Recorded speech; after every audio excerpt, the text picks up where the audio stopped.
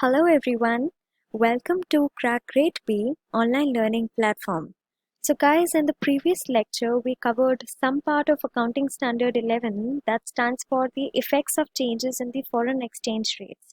So let us first quickly grab what we had learned in the previous lecture and then we'll start afresh with the new slides. Okay. So the objective of Accounting Standard 11. An enterprise may carry on activities involving the foreign exchange in two ways. One was the transaction in foreign currencies, and the second was for the foreign operations. These two we have seen can be in two ways. When you travel abroad, you purchase an equipment or anything abroad. That was the example of the transaction in foreign currency. And when you have foreign operation means that you have a principal place in India and the other place of business in any other country. So at that time you have a foreign branch in any other country. So that is known as the foreign operations. So these two types of transactions are covered in Accounting Standard 11. And then we have, in nutshell, for the objective of Accounting Standard 11, enterprise carries on activities involving foreign exchange in two ways. Two, translation of dollar or any other foreign currency into the enterprise reporting currency and to include it in the financial statements of enterprise. Also, we saw the principal issues in accounting. That means how do we recognize these transactions and the changes in the foreign exchange rates, and also what exchange rate to use. Then we have scope of Accounting Standard 11. We have another kind of transaction that is in the nature of the forward exchange contracts meant for speculation that are also included in it. And there are certain things that are not included in the scope. That is, however, an enterprise normally uses the currency of the country in which it is domiciled. This statement is not specified in which currency we need to prepare the financial statements, and if it uses any other currency to represent the financial statements, then it needs to disclose the reason for doing that. And if in any of the particular financial year it changes the reporting currency, then also it needs to disclose the reason for doing that. Also, it does not deal with the restatement of enterprise financial statements from reporting currency into another currency for the purposes of easiness for the foreign currency or the foreign country. And then also this also does not deal with the presentation of cash flow statement arising from the transactions in the foreign currency and their translation. Then it also does not deal with the exchange differences arising from foreign borrowings when there is an adjustment to the interest costs. So we saw some important definitions. First one was the foreign currency, which is a currency other than the reporting currency of an enterprise, in which there is a foreign branch or in which we have undertaken the foreign transactions. Then we have average rate.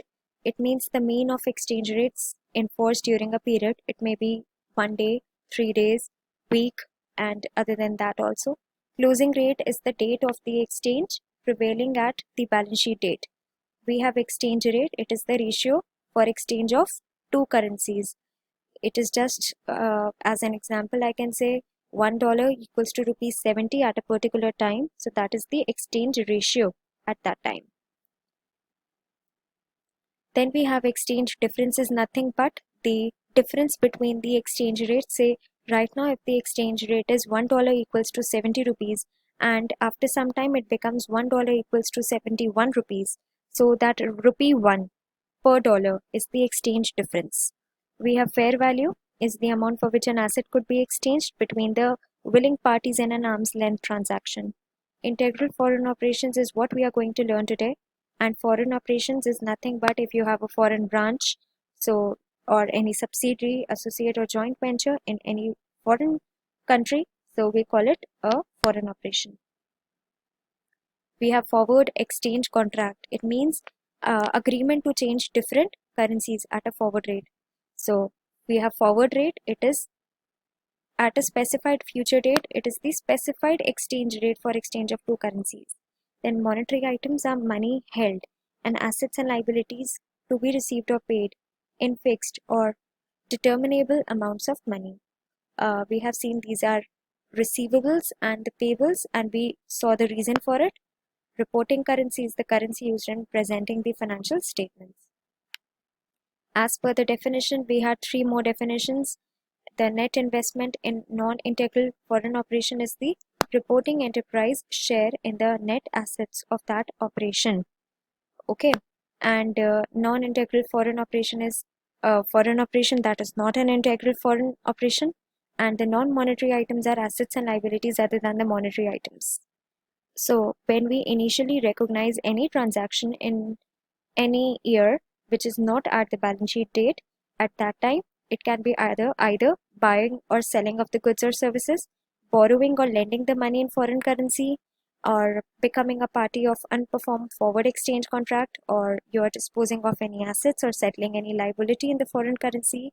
At that time you need to measure those transactions and record them at the spot rate, that means the date prevailing on the date of that transaction. You can see here different rates that are prevailing.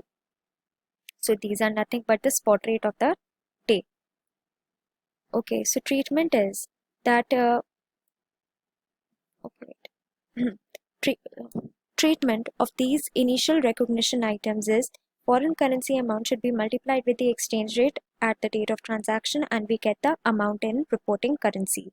For practical reasons, we can also use an approximate rate as well.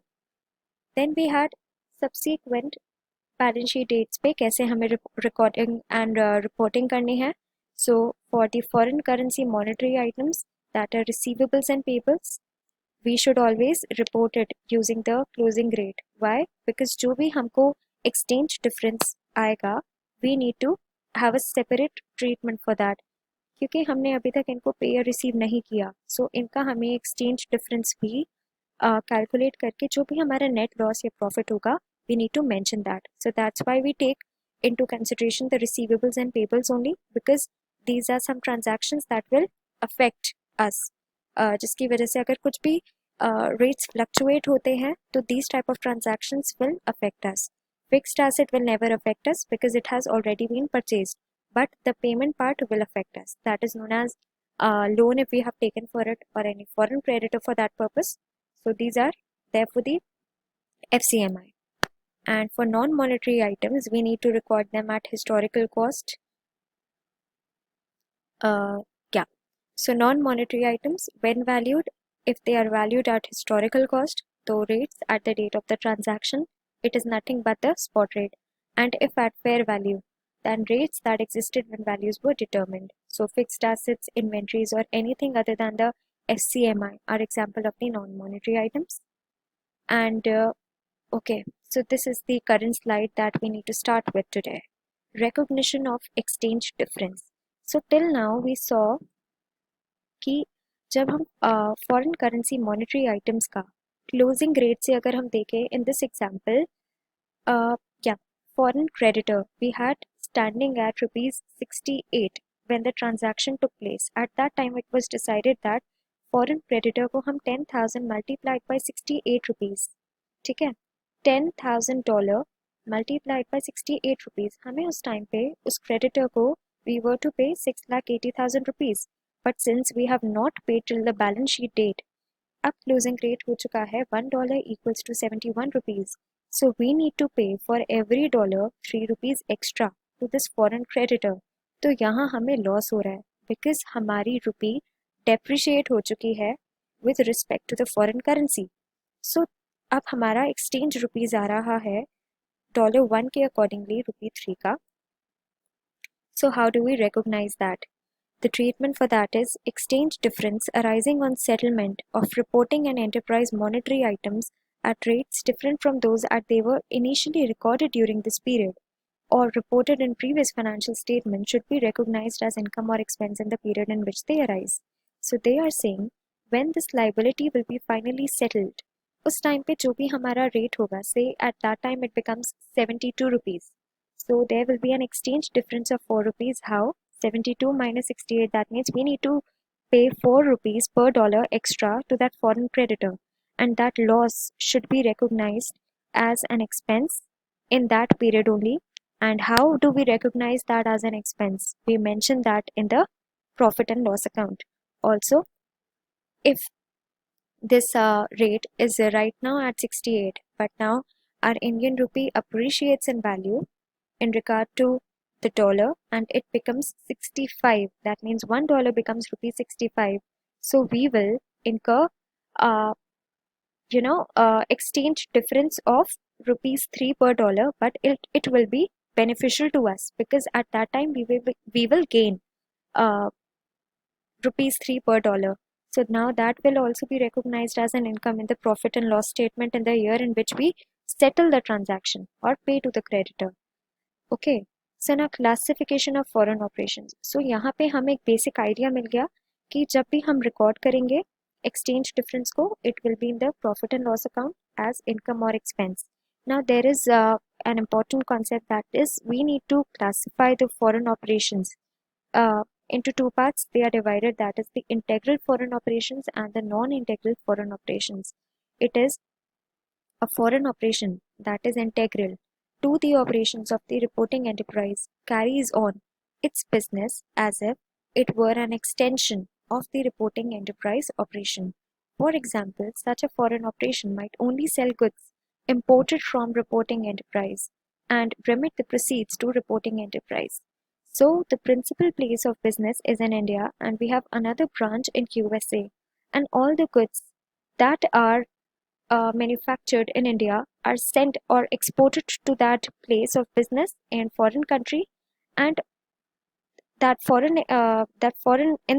country we are selling all the goods that are imported from the reporting enterprise, that is India, and remitting the proceeds, that is the money that is realized from those transactions, to the reporting enterprise. If that is the case, it usually means that we are controlling, that Indian branch is controlling the other branch. That means it is very integral or very important operation in that foreign country. जो भी हम India में कर रहे हैं has a direct control over that foreign business. So we are controlling that business and it is very integral to the operations of the Indian business as well. So अगर ये case है कि foreign operations इतने ज़्यादा हो रहे हैं हमारे, at that time we call it integral foreign operations, and in such cases a change in exchange rate has an almost immediate effect on the reporting enterprise cash flows from operations. आप देखो कि जितनी ज़्यादा आपकी transactions होंगी इन foreign currency, जिस business में जितनी ज़्यादा ट्रांजैक्शन होंगी उस बिजनेस को उतना ज़्यादा फर्क पड़ेगा एक्सचेंज रेट से एंड एक्सचेंज डिफरेंस से. Right. So they are saying the same thing कि इफ that foreign operation is integral to your reporting enterprise, at that time exchange rate आपका immediate effect करेगा cash flow को, आपके operations को. And in contrast, जो भी non-integral foreign operation होगा, it accumulates cash and other monetary items, incurs expenses, generates income, and perhaps arranges borrowings, all substantially in its local currency. एक non-integral foreign operation management कैसे काम करेगा? जो भी वहाँ पे फंड्स प्रोवाइड करेगा वो उसकी लोकल करेंसी में होगा, कुछ भी रेमिटेंस इंडिया से नहीं होगा, एंड जो भी ट्रांजैक्शंस होंगे उसके इंडिपेंडेंटली होंगे. It is not that Indian branch will directly have a control over that foreign branch. Okay, so in contrast, the non-integral foreign operation, it will incur its own expenses, generate its own income in its local currency. When there is a change in the exchange rate between the reporting currency and the local currency, there is little or no direct effect on present and future cash flows. So यहाँ पे comparatively कम transactions होती हैं आपकी involved in foreign currency because the foreign branch is spending its own money in that local currency, अपनी खुद की income generate कर रहे हो, so there is no or very less interference of the Indian branch and very less uh, transmissions and remittances from the Indian branch. तो आपको जो भी हमारे exchange rates होंगे इतने ज़्यादा आपको affect नहीं करेंगे directly to your present and the future cash flows. Okay. So therefore we need to decide whether it is an integral foreign operation or not. So indications that a foreign operation is a non-integral foreign operation. While the reporting enterprise may control the foreign operation, the activities of foreign operation are carried out with a significant degree of autonomy from those of the reporting enterprises. So क्या होगा when you are a non-integral foreign operation? That time you will have a significant degree of autonomy or independence from the reporting enterprises. That means you are not answerable to your principal business or the reporting enterprise. You will have your own autonomy and authority. Then, transactions with the reporting enterprise are not a high proportion of the foreign operations activities. That means very less transactions with the reporting enterprise you will have, or not in a high proportion. Then, the activities of foreign operation are financed mainly from its own operations or local borrowings rather than the reporting enterprise. So, for any financial purposes, you will not reach out to the Indian branch or the reporting enterprise. You will be financed mainly from your own operations, right? Then, cost of labor, material, other components of the foreign operations products or services are primarily paid or settled in the local currency rather than in the reporting currency.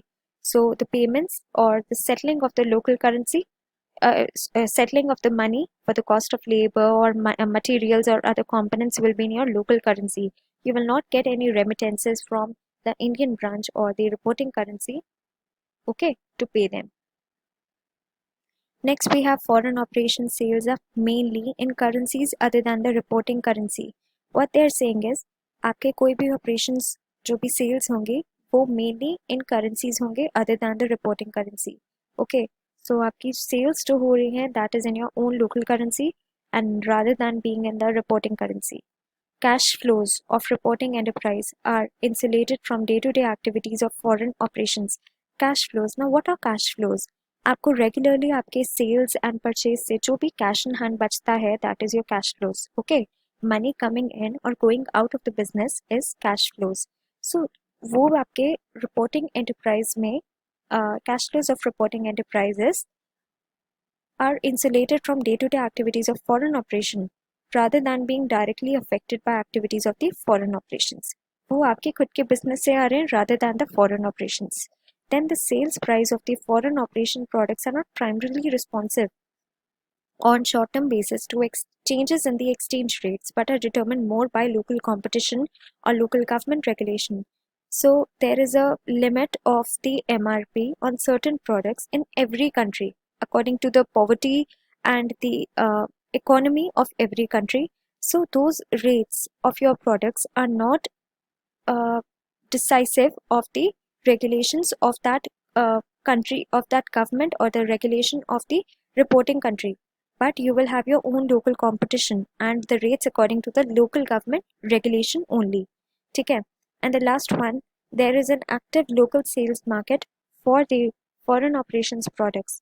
जैसे आपकी उस country में in USA, if there is a demand for a particular product which is not in demand in Indian markets, so आपका same way एक active local sales market होगा. वो products cell नहीं कर रहे जो इंडिया में पॉपुलर हैं. You are selling the products in foreign currency जो उस मार्केट में पॉपुलर है.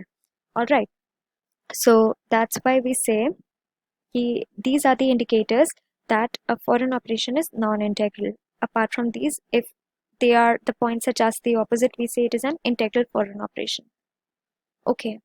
So integral foreign operations ka treatment, we know now what integral foreign operations are, but the financial statements of an integral foreign operation should be translated as if the transactions of the foreign operations had been those of the reporting enterprise itself. Okay. So अगर आपकी एक place of business India में है and the other one is in USA, so and you have integral foreign operations that you are exporting each and every good to there and then sales are being made in that country, you get all the remittances over here. So if that is the condition, then आपको reporting enterprise को क्या करना पड़ेगा? Dollar में and Indian rupee, in both the currencies you need to maintain the financial statements. It says, read it again, financial statements of an integral foreign operation should be translated as if the transactions of foreign operation had been those of reporting enterprise itself. It means that in the currency, in the foreign currency as well as the reporting currency, in both these currencies, you need to maintain the financial statements separately. Next, translation of an integral foreign operation should be as if transactions, it is the same line. Now, for the treatment of tangible fixed assets, its cost and its depreciation, exchange rate. Now, these are the transactions that take place, and they are specifying that when you will make those financial statements, what exchange rate you will use in these transactions. So for the tangible fixed assets, exchange rate at the date of purchase of the asset, or if asset is carried at fair value, using the rate that existed on the date of valuation. So basically, exchange rate at the date of purchase of the asset you will use while determining the exchange rate for fixed asset. For inventories, exchange rates that existed when those costs were incurred. That means if you are preparing inventories abroad, so at that time, whatever cost existed in making those inventories, so that exchange rate you have to specify. The recoverable amount or realizable value of an asset is translated using the exchange rate that existed when recoverable amount or net realizable value was determined, and the rate used is therefore usually the closing rate. So inventories, they are usually measured as at the closing rate, that is the rate of the balance sheet, because inventories, these are the assets that exist at the closing date, okay, at the closing of the balance sheet. So they should always be measured at the closing rate, that is prevailing rate as on the date of the balance sheet. Then we have, in translating the financial statements of the non-integral foreign operations for incorporation in its financial statements, the reporting enterprise should use the following procedures. Okay, this is for the non-integral foreign operations, so we are going to see this after this. Now, in translating the financial statements of a non-integral foreign operation for incorporation in its financial statement, the assets and liabilities, both monetary and non-monetary, of the non-integral foreign operation should be translated at the closing rate. Just here, both monetary and non-monetary items that they will be in non-integral foreign operation will be measured at the closing rate. Income expense should be translated at exchange rates at the date of transactions. Okay, so they are saying income and expense आपके जो भी items होंगे, तो उस दिन जिस दिन वो expense या income incur हुई थी, at that time जो भी exchange rate था वो आपको at exchange rates at the date of transactions उस पे आपको measure करना है. And all resulting exchange difference should be accumulated in foreign currency transaction reserve until the disposal of net investment. So in non-integral foreign operations आपके जितने भी इन सबको record करने के बाद आपको क्लोजिंग रेट पे और जो एक्चुअल स्पॉट रेट था उनके बीच में जो भी आपके एक्सचेंज डिफरेंसेस आए हैं, to record them what you make a foreign currency translation reserve and until आपकी नेट इन्वेस्टमेंट उस फॉरेन करेंसी बिजनेस में खत्म नहीं हो जाती, until the disposal of the net investment you have to accumulate all the exchange differences in the foreign currency reserve. Next, now disposal of non-integral foreign operation. Now on the disposal of a non-integral foreign operation, the cumulative amount of exchange difference which have been deferred and which relate to that period should be recognized as income or expense. So earlier we saw कि हमें कोई भी exchange difference होता है, we recognize that as income and expense in the period in which it occurred. Okay. Here in non-integral foreign operations, we make a special reserve that is known as the foreign currency translation reserve until हम उस foreign currency business में अपनी net investment खत्म या nullify नहीं कर देते until that. So they are saying when you dispose the non-integral foreign operation, at that time what you do, whatever gain or loss you have made on that disposal, first of all you just dispose of the this reserve, the foreign currency translation reserve, and all the amount over there should be recognized as an income. See, if the net balance results you in an income or it results you in an expense, you should recognize that in that same period in which you dispose those operations, and you should mention them in the P&L. Next, change and classification of foreign operation. Now we have two types of foreign operation, integral and non-integral. Sometimes, say in foreign country, the operations that you have were integral. That means all the remittances were being from India. But then the company decided, the managers decided कि अब हम उसको autonomy देंगे. They will have their own space, autonomy, and they will look at the transactions on their own. They will incur the expense on their own. So at that time, what happens? The integral, it turns into non-integral foreign operation, or vice versa, that if any non-integral foreign operation turns into integral one. At that time, what happens when there is a change in classification?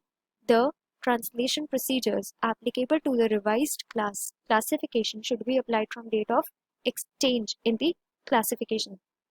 Now, only in non-integral foreign operation you need to cumulate the cumulate the amount of the exchange differences into some reserve. So when you are disposing that off, or if you are changing the classification of those foreign operations from non-integral to integral, at that time you will everything will be applicable to you that was applicable to the integral foreign operation, and you will dispose of the old method of the non-integral foreign operation. Okay, so that's why they have said कि जब आप non-integral foreign operation छोड़ेंगे, you need to dispose of that reserve as well, right? So that you can also work according to the foreign integral operations. Then, now all changes in foreign exchange rates, tax effects. Sometimes, due to the exchange differences, if it results in income, you need to pay more tax on it because it is an income that you have generated. Or if it results in expense as well, you need to pay less tax on your net earnings. So there are tax effects on exchange differences as well.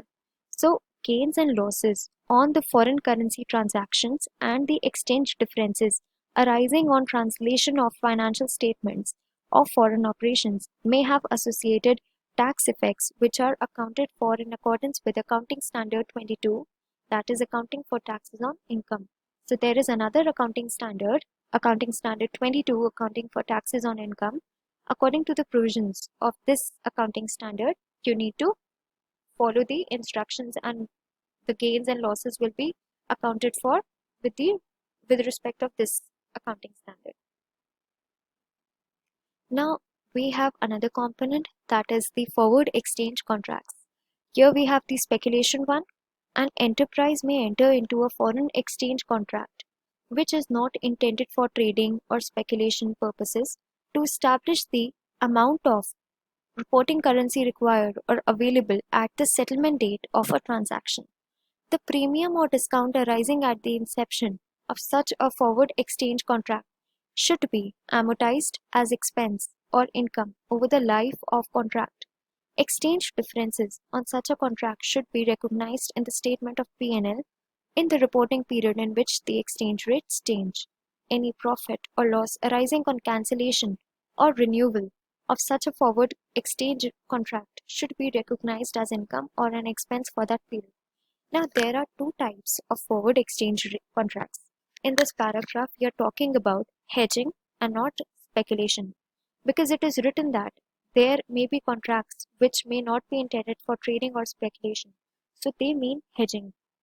Hedging is that today in the market, if the exchange rate stands at $1 equals to rupees 60, but you want to enter into a contract at a future date for which you are predetermined the price. Say you say to the foreign exchange dealer that I will buy this product on a dash date, or say after 5 days or after 1 month at $1 equals to rupees 65. So you here the exchange rate was, that was the spot rate was $1 equals to 60, but you have entered into a forward contract at $1 equals to 65. So you are not concerned with the future rate of the market, because आज ही आपने अपना amount तय कर लिया है कि you will pay $1 equals to 65. So at that time what happens, जो भी आप प्रीमियम पे कर रहे हो, you are paying a premium. Why?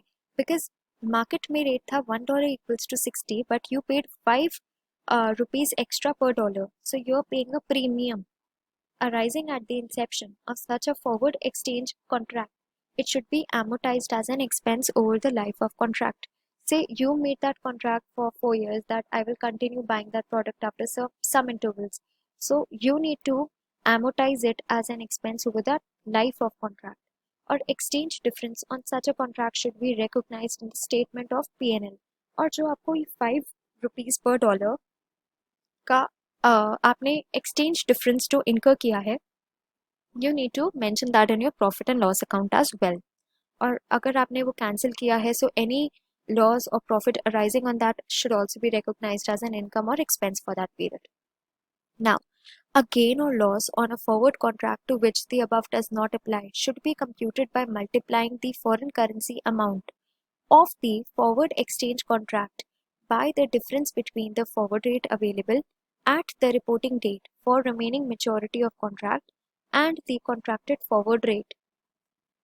The gain or loss so computed should be recognized in the statement of profit and loss for that period. The premium or discount on the forward exchange contract is not recognized separately.